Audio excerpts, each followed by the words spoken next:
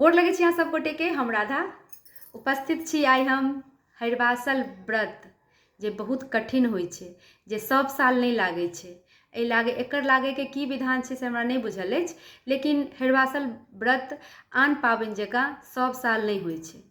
2014 के बाद 2024 में भऽ रहल छै और हमरा जिंदगी में देवउठान एकादशी में पहिल बेर लागि रहल छै। जानकारी के मुताबिक बता दी जे बेर 50 साल के बाद देवउठान एकादशी में लागि रहल छै।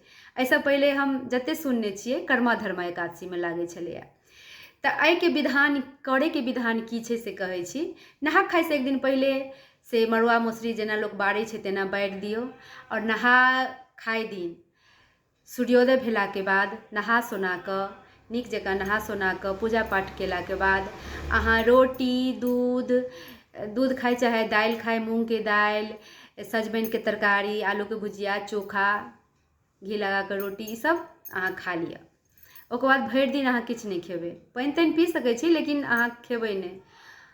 सूर्यास्त से पहले फेर ओहिना अरवा चाउर के भात, मूँग के दालि, सजमनि के तरकारी, जे अहाँ के शुद्ध चीज होइ छै से सब किछु खा सकै छी। दही दूध जे खेबाक हुए से खा सकै छी, बशर्ते कि नून वाला चीज बेसी नहीं खेबाक चाही, कियाकि प्यास लागि जाइ छै। सूर्यास्त से पहले तक अहाँ पानि चाय जे पीबाक हुए से पी लिअ। सूर्यास्त के बाद अहाँ किछु नहीं कऽ सकै छी। भरि राति ओहि राति किछु नहीं करे के अछि। दोसर दिन एकादशी हैत तऽ एकादशी दिन 24 घंटा अहाँ के निराहार रहे के अछि, बिना अन्न के, बिना पानि के। आ जाहि दिन एकादशी के पारण होइ छै ओहि दिन हरिवासल होइ छै। तऽ ई जे होइ छै 2 दिन के, पूरा 2 दिन 48 घंटा पूरा निराहार रह पड़े छै। आ 48 घंटा के बाद जे दिन पारण होइ छै ओहि दिन फेर ओहिना भोर में नहा सोना कऽ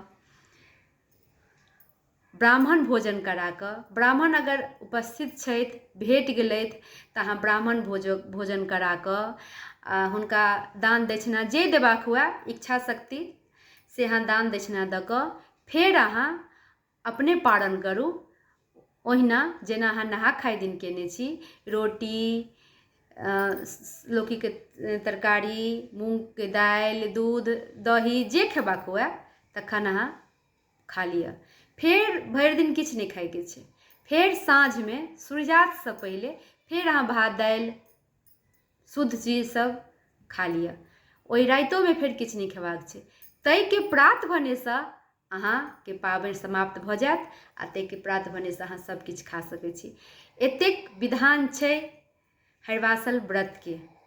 आ बहुत गोटे बहुत तरह से करैत हेथिन, लेकिन हम अपना घर में देखने छियै। हम अपन पप्पा के, अपन माँ के, अपन बड़का माँ बड़का पप्पा के एहि तरह से करैत, तऽ हमहूँ सब केने छी एही तरह से।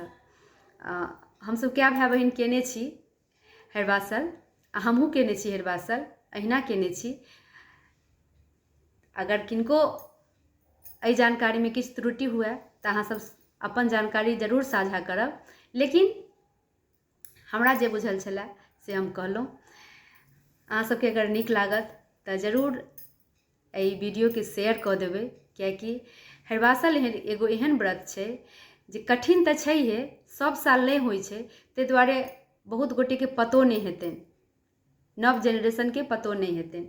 तऽ शेयर केला से ई हेतै जे करथिन चाहे नहीं करथिन, लेकिन जानकारी ई हेतनि जे अपना सबके ओहिठाम एगो एहनो व्रत होइ छै जाहिमे कि 48 घंटा पूरा निराहार रह पड़ै छै।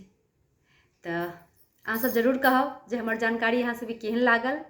आ सब गोटे के पहले से शुभकामना दऽ रहल छी। अखन तऽ पाबनि के जेना सब चीज के सीजन होइ छै ने, तहिना अखन पाबनि के सीजन छै, सब दिन पाबनि।